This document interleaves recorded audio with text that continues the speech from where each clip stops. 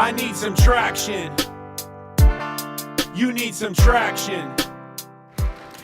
Good afternoon. I'm Meagen. Very excited to be here to talk to you a little bit about the largest currency between sales and marketing, and how do we deliver more of it, and how do we deliver a higher quality level.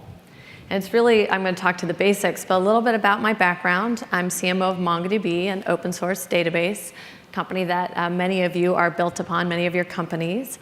I joined about 15 months ago. I came from DocuSign. I was there for about 3.5 years. We grew from a 150-person company to over 1,200, from 13 million people on our platform to over 50 million.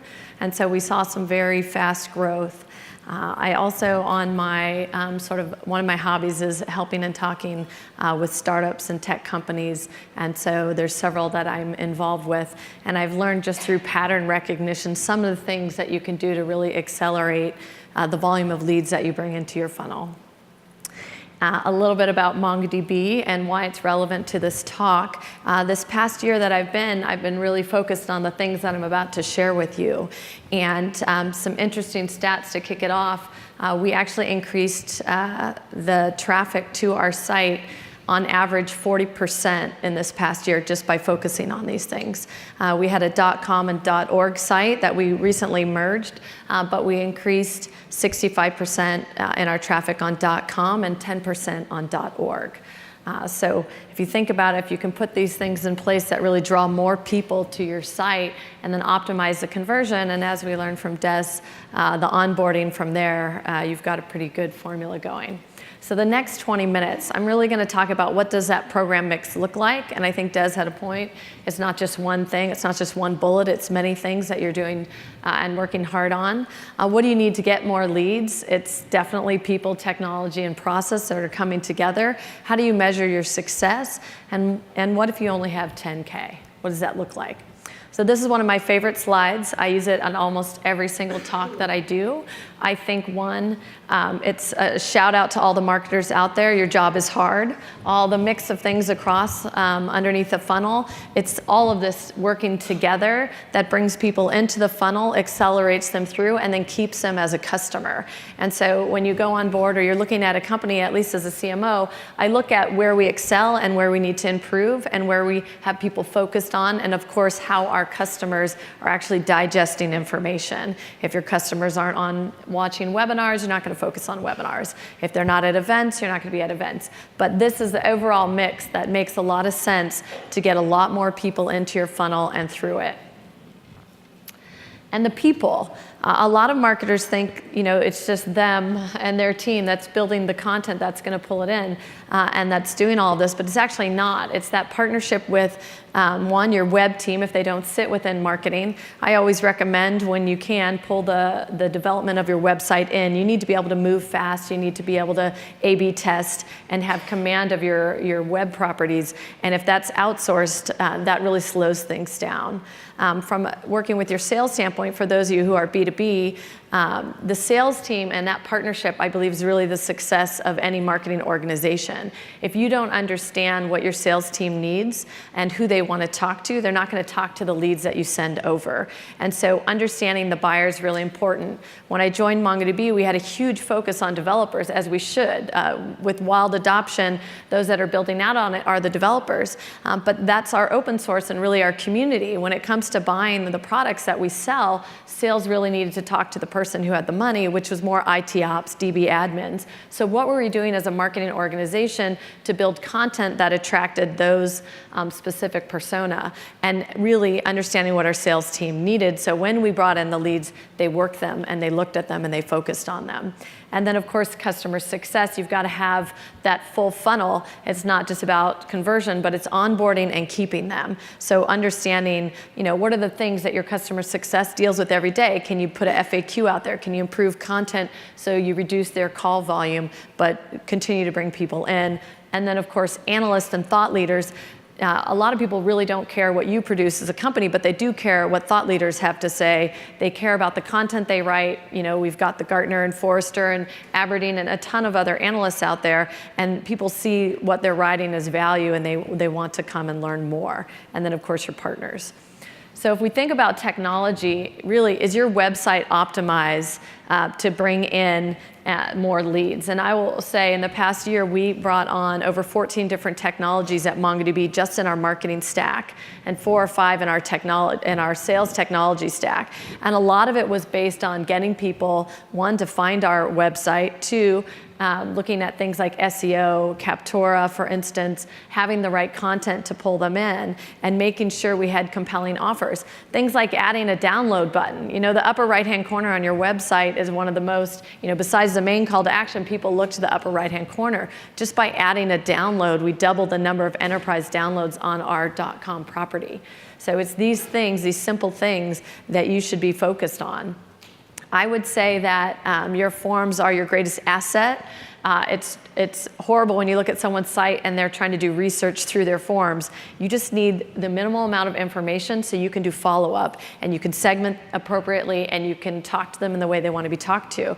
You shouldn't waste time putting location information on your forms. That's something you can get through IP address. There's technologies you can buy that can give you that. For instance, the lower fields, the industry, company, on certain size companies is through demand base or inside view. There's technologies out there that will append on the back end, and we know the less we ask, the more people that convert through. So just focusing on your forms is going to get more people into your funnel and capture what you need. And really just focus on what your sales team needs, which is the personal information, because everything about the company you can get. But if you want their personal phone number or their work email address, those are the things you need to get at that point. And then after you get them in, don't ask for it again. There's tons of technologies that allow you to find out if they've been on your site already and filled out a form. Either do progressive profiling, which is what we do, asking 2 or 3 things the next time they return, or just push them through and do a blind form submit. Don't keep asking people to fill it out, or at a minimum, pre-populate the information for them so they just have to hit submit. And as far as technology, marketers, we need our own database in order to target better. We need a database that we can focus on, segment, and market from. Salesforce, a lot of people probably use Salesforce. We do, certainly at MongoDB, and most companies I've worked at do, but it was built for sales. It wasn't built for marketing. They certainly added on a campaigns module, which helps, but it's not what you need, because the worst thing you can do as a marketer is get a list, go buy a list, and then load it into Salesforce and tell your sales team to go work it. That ruins your credibility, certainly with them, and those are not quality leads. They're not engaged leads. It's just junk that's really messing up your database. What you do need is something like an Eloqua, Marketo, pick your database, where you can load leads in, you can get them to engage, and only when they engage do you send them over to Salesforce or send them over to your sales team. And then, of course, this whole idea around personalization. On our website, if you hit it, and we know your industry, we're going to load content that's specific to your industry. We're going to load case studies and logos that are specific. So if you come in from financial services, it's going to look like all these people from financial services buy, because they do, and we have case studies, and we showcase that. And you should as well. You should personalize your website, because people want to buy like others in their peer group are buying. So if we look at the closed loop process, you definitely, when you're bringing leads in, we learn a lot as we hand them off to sales and we follow them through and using a CRM system. But the only way you can track true ROI is tying it all the way to the campaign, all the way through to the opportunity that closes. It's not enough just to look at the volume of leads coming in. It's, do they actually convert into opportunities? And does sales actually close them? And so having your marketing database married to your sales and being able to track that through is extremely valuable. Before I went into marketing, I was an IT engineer at Cisco Systems, and I developed reports for master schedulers. I was in manufacturing IT, and so my internal customer was a master scheduler, and I got APIC certified, and I tried to learn all about their world so I could streamline it. Well, it's very similar if you look at the lead flow from marketing to sales. It is a manufacturing process. There are bottlenecks. There are things that don't sync. There's things that drop off. You should do an assessment of where all your leads are coming from, how they load into Salesforce, how they get assigned to the rep, how the rep actually works them. My first couple of weeks, I sat down with our SDR, or our qualification team, and I asked them, just show me what you do in the morning. How do you come in? How do you find the leads you're going to work? And just sitting down with them, realized that One, the reports they were using were outdated. 2 years ago, we had changed the criteria on how we assigned territories, and it was no longer valid. So if you were on the New York territory, the rules said you had to have any leads coming in from New York, but their forms didn't actually fill out New York. And so as soon as we lifted filters that no longer were accurate, all of a sudden they went from 100 leads to 1,000. And this is sitting in all of your Salesforce instances, some old stuff you know nothing about that's stopping your leads from getting, your best leads getting into sales hands, because the technology's not right, the process isn't right, and the reps aren't aware of what's coming in. And so you'll find the most upside in getting leads into the hands of sales by mapping out your process and walking them through and making sure you're in partnership with your sales team. And then process, how you measure it. I'm a big fan of Serious Decisions. For those of you who've never heard of them, they're sort of the B2B marketing equivalent, I would say, to Gartner. They've got some amazing processes and ideas around demand gen and certainly product marketing and all other areas of marketing. But the one thing I've adopted from them is their concept of a funnel. And this is really looking at, as the leads come into the funnel, how do they qualify and advance? And having, it's really important when you create this funnel that you create it with your sales team, because it doesn't matter if marketing deems these definitions and sales doesn't agree, because they're not going to work what you send them. And so we have this set up at MongoDB. We actually have another layer after SQL before customer, which is your sales qualified ops. But the idea is you've got people who have engaged with you. These are inquiries. They come in, you score them in an agreed scoring, which I'll talk about next, and they become a marketing qualified lead, meaning that, hey, sales, this is agreement. If I find this industry, this size of business, this title, and they download our enterprise product, you and I have agreed that this is a qualified lead that you want to reach out to and talk. So we label them as such, and they're going to work those leads over the others, the inquiries. We don't even assign inquiries to our reps. We only assign MQLs. But the idea is there's a tier so they can be efficient and focused on the leads that are most likely to close. And then when the qualification team, the SDR comes, they decide if they're going to work them or not. They accept those leads. They either qualify them, call on them, disqualify them, you find out we've lost to a competitor or something else. And they hand those over to our reps who are creating stage 0 opportunities that don't have dollars against them. And that's another criteria saying, okay, it's advanced this far. Yes, I'm the sales rep. I took a meeting. I agree. Sorry about that. And then when you hit a SQO, which you don't see on this chart, is when you've said, yes, this opportunity has dollars against it, and then, of course, customers. And I measure every single program or campaign that we run based on where the leads have gone through this funnel and how far they've advanced. And then I also measure on actual dollars sourced as well as influenced by the campaigns. So the next thing is a scoring model. If you don't have a scoring model set up with your sales team, I highly recommend that you get this going. That conversation between sales and marketing is probably the most important part of the scoring model. Understanding who sales wants to talk to, and then as a marketer going and creating content that's going to draw that persona in, and then getting that to your sales leader to go work it. And it's important also from a standpoint, if I'm a rep, I can quickly look at the score. I can, as a marketer, go buy an A4. I can go firmographically find who you need to talk to, but if they've never engaged with us, that's when your rep's going to be like, you're sending me junk, they don't know who we are, I called into it, they didn't respond back. So what I want to give you is an A1, 2, 3, B1, 2, 3. Graphically it's correct, but also they're engaging with us. They're on domain, they're on our site. Sales reps love leads that actually come to your site. It's a much easier sales cycle for them because they're aware of your brand. It's harder to do greenfield when you go off-site and you do white paper syndication or external webinars. It's harder to do those because they don't know your brand as much. When your rep calls in, it's a longer sales cycle. It takes longer to warm that lead up and bring them through the funnel. And so reps are always wanting on-domain leads. So I definitely recommend build your model. You can automate it within your marketing automation platform. So as leads come in, they automatically are scored and they're assigned by what you've agreed.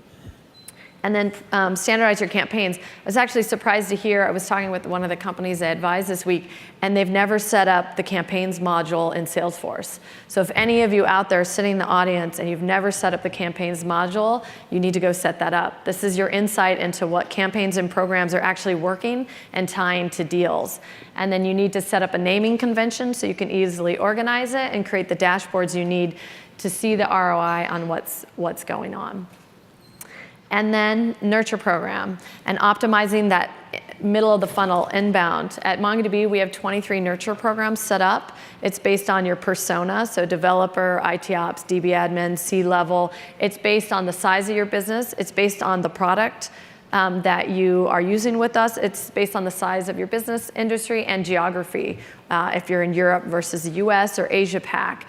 And we talk to you in a language, we use use cases that match your profile, and we see a massive increase in acceleration in our deals closing, as well as the size of the deal, because we are warming them up with the value of our products that sales is selling, and we're making them aware.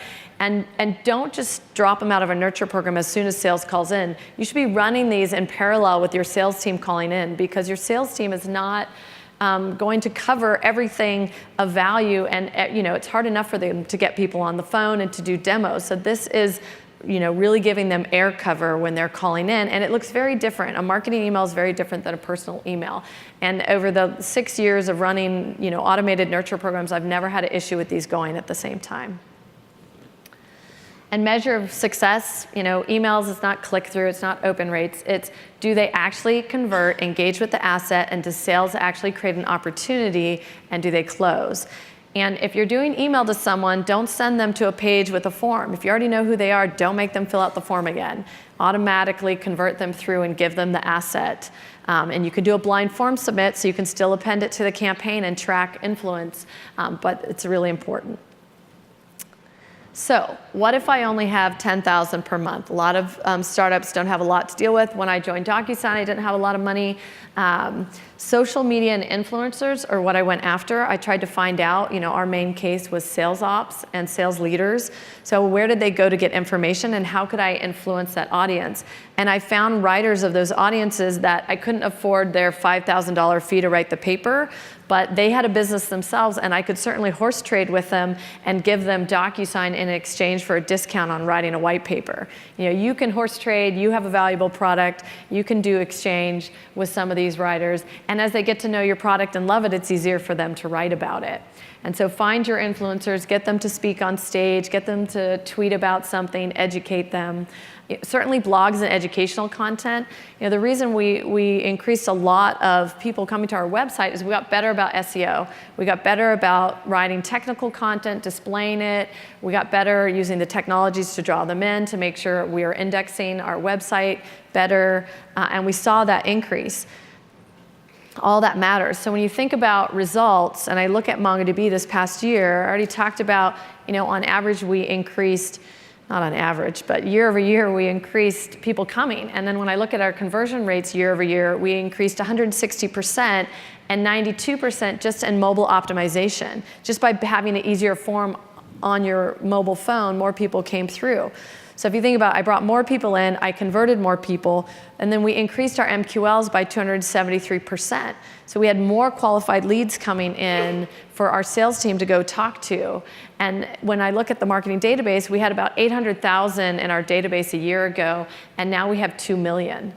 So a lot more on the database. We converted more of them, and more people whose sales wanted to talk to, and we sourced 65% of our sales revenue this past year by focusing on these areas, and a lot of it around our website and how we communicate and interact with people that come through our funnel. And we saw the increase in leads, the increase in deals acceleration. We certainly had more marketing efficiencies. We didn't have a large team, but we were smarter about how we worked, and we leveraged technology to do that.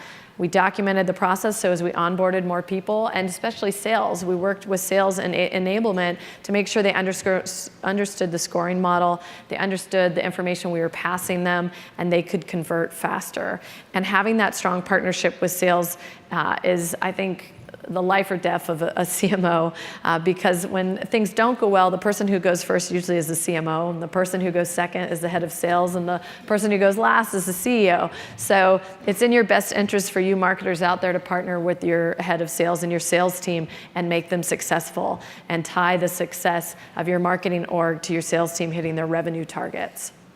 And I think when you do that, you're going to be more valued at the executive level. I certainly feel valued with my executive team in partnering with sales and really increasing our pipeline through the areas we discussed today.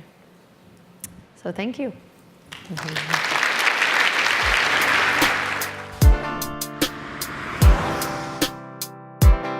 I need some traction. You need some traction.